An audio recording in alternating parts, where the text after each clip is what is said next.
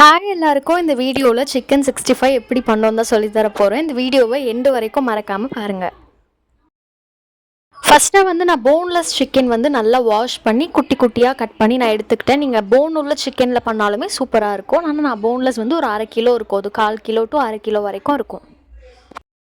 அதில் first 2 tablespoon ginger garlic paste add பண்ணிக்கிறேன். 1/2 kilo சிக்கனுக்கு இந்த 2 டேபிள் ஸ்பூன் போட்டாலே கரெக்டாக தான் இருக்கும். அதுக்கப்புறம் மஞ்சத்தூள் ஒரு 1/4 ஸ்பூன் நான் ஆட் பண்ணிக்கிறேன். நெக்ஸ்ட்டாக தயிர் ஆட் பண்ணுறோம். தயிர் தான் சிக்கனை ரொம்பவே சாஃப்டாக ஆக்கும். ஸோ அதனால் தயிர் ஒரு 2 டேபிள் ஸ்பூன் நான் ஆட் பண்ணிக்கிறேன். தயிரை ஆட் பண்ண அப்புறம் சால்ட்டு தான் ஆட் பண்ணுறோம். சால்ட்டு தேவையான அளவு மட்டும் ஆட் பண்ணிக்கோங்க. ரொம்ப ஆட் பண்ணிடாதீங்க. ஏன்னா நம்ம மேரினேட் பண்ண ஊற ரொம்பவே உப்பு கறிக்கிற மாதிரி இருக்கும். ஸோ அதனால் தேவையான அளவு ஆட் பண்ணிக்கோங்க. நெக்ஸ்ட்டாக நான் வினிகர் ஒரு 1/2 மூடி ஊற்றிக்கிறேன். உங்ககிட்ட வினிகர் இல்லைனா லெமன் கூட ஆட் பண்ணலாம். லெமனுமே சேம் தான். ஸோ அதனால் நான் வினிகர் ஆட் பண்ணுறேன். உங்ககிட்ட வினிகர் இல்லைனா லெமன் கூட ஆட் பண்ணிக்கோங்க. இதெல்லாம் ஆட் பண்ண அப்புறம் நல்ல ஒரு மிக்ஸ் கொடுத்துருங்க. ஃபுல்லாக கையில் கூட நீங்கள் வச்சு கலக்கிக்கலாம். நான் ஸ்பூனில் கலக்கிக்கிறேன். நெக்ஸ்ட்டாக மசாலாலாம் ஆட் பண்ணுறோம். First Kashmiri chilli powder add பண்ணுறேன். இது கலருக்காக மட்டும்தான். ஸோ அதை ஒரு 2 டேபிள் ஸ்பூன் ஆட் பண்ணிக்கிறேன். நெக்ஸ்ட்டாக ஆச்சி பிராண்ட்லேயே 65 சிக்கன் 65 பவுடர் இருக்கும் இல்லையா, அது ஒரு 3 டேபிள் ஸ்பூன் ஆட் பண்ணிக்கிறேன். ஏன்னா இது 65 தானே. ஸோ அது நிறையா ஆட் பண்ணால் சூப்பராக இருக்கும். நெக்ஸ்ட்டு மல்லித்தூள் ஆட் பண்ணிக்கிறேன். மல்லித்தூள் ஒரு 2 டேபிள் ஸ்பூன் ஆட் பண்ணிக்கிறேன். நெக்ஸ்ட்டாக சில்லி பவுடர் ஆட் பண்ணுறேன். சில்லி பவுடரும் ஒரு 2 டேபிள் ஸ்பூன் நான் ஆட் பண்ணிக்கிறேன். நெக்ஸ்ட்டாக கரம் மசாலா ஆட் பண்ணுறேன். கரம் மசாலா ஒரு 1 டேபிள் ஸ்பூன் போதும், அதுக்கு மீறி வேண்டாம். நெக்ஸ்ட்டாக ஆயில் ஆட் பண்ணுறேன். ஆயில் ஒரு 2 டேபிள் ஸ்பூன் நல்லா சுற்றி ஊற்றி விடுங்க.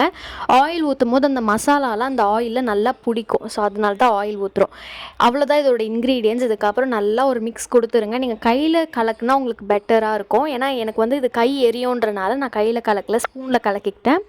நீங்கள் கையில் கலக்குங்க. கையில் கலக்குனா நல்லா ஈஸியாக பரவி டக்குன்னு முடிஞ்சிடும் வேலை. ஸோ அதனால் கையில் கலக்கிக்கோங்க.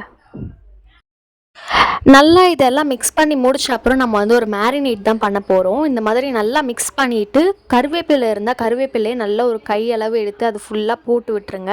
ஏன்னா கருவேப்பிலையோட ஃப்ளேவர் இந்த மேரினேட் ஆகிற டைமில் அது நல்லா இறங்கி இருக்கும். ஸோ அதனால தான் நம்ம இப்போவே கருவேப்பிலை கொஞ்சம் ஆட் பண்ணுறோம். இல்லைனா நீங்கள் பொரிக்கும் போது கூட கருவேப்பிலையை ஆட் பண்ணிக்கலாம். கருவேப்பிலை ஆட் பண்ண அப்புறம் ஒரு 20 மினிட்ஸ் to 1 hour வரைக்கும் நீங்கள் மேரினேட் பண்ணலாம். இல்லைனா ஓவர் நைட் கூட மேரினேட் பண்ண விடலாம். சூப்பராக இருக்கும். இப்போ நான் வெறும் ஒரு 20 மினிட்ஸ் தான் மேரினேட் பண்ணேன். இதுதான் மெயினான ஸ்டெப்பு. மேரினேட் எல்லாம் பண்ணி முடிச்ச அப்புறம் தான் நீங்கள் இந்த பவுடர் ஆட் பண்ண வேண்டியதாக இருக்கும். அதுக்கு முன்னாடியே ஆட் பண்ணிங்கன்னா அது நல்லா இருக்காது. ஸோ நீங்கள் பொரிக்கிறதுக்கு முன்னாடி மைதாவும் கார்ன்ஃப்ளவரும் கூட ஆட் பண்ணலாம். சப்போஸ் மைதா இல்லைன்னா கார்ன்ஃப்ளவர் ஆட் பண்ணிக்கோங்க. கார்ன்ஃப்ளவர் இருந்ததுன்னா கார்ன்ஃப்ளவர் இல்லைன்னா மைதா கூட ஆட் பண்ணிக்கோங்க. ஏதோ ஒன்று ஆட் பண்ணால் போதும். எல்லாமே ஆட் பண்ணணும்னு அவசியம் இல்லை.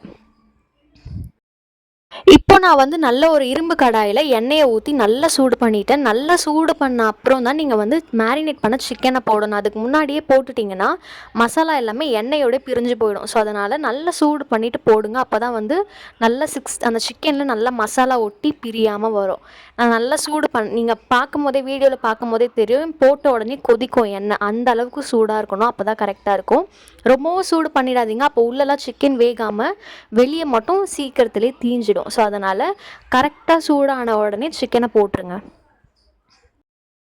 சிக்கன் எல்லாம் போட்ட அப்புறம் உங்கள் கடாயோட அந்த எவ்வளோ பிடிக்குதோ அதை பொறுத்து போட்டுக்கோங்க. நிறைய போட்டுறாதீங்க. அப்படின்னா ஒன்றோட ஒன்று ஒட்டி சரியாக வராது. கொஞ்சமான அளவாகவே போட்டுக்கோங்க. கொஞ்சம் கொஞ்சமாகவே பொரிக்கலாம். நிறைய போட்டுட்டிங்கன்னா ஒட்டிக்கும். ஸோ அதனால் கொஞ்சம் கொஞ்சமாகவே போட்டு போகிறீங்க. இப்போ போட்ட உடனே ஸ்டவ் ஃபுல் ஸ்லோ ஃப்ளேம்லேயே தான் இருக்கணும். எண்ணெய் கொதிச்ச அப்புறம் ஃபுல் ஸ்லோ ஃப்ளேம் பண்ணிவிட்டு நல்லா அது உள்ளே வெந்த அப்புறம் அது மீறியுமே உங்களுக்கு வெளியெல்லாம் கலர் ப்ரௌன் ஆகலைன்னா அப்போ கொஞ்சம் மீடியமாக வச்சுக்கோங்க. அது வரைக்குமே ஃபுல் ஸ்லோவில் தான் இருக்கணும். சிக்கன் ஒன்ஸ் வெந்துருச்சுன்னா நம்ம வெளியே அந்த நல்லா கோல்டன் ப்ரௌன் அந்த ப்ரௌன் கலர் வரதுக்காக கொஞ்சம் மீடியமாக்கலாம். அது வரைக்குமே ஃபுல் ஸ்லோலே வச்சு குக் பண்ணுங்கள். இப்போது இன்னுமே சிக்கன் இன்னும் கொஞ்சம் ப்ரௌன் கலர் வரணும். இது கரெக்டான கலர் இல்லை. ஸோ அதனால் இன்னுமே நான் கொஞ்சம் நேரத்துக்கு விடுறேன்.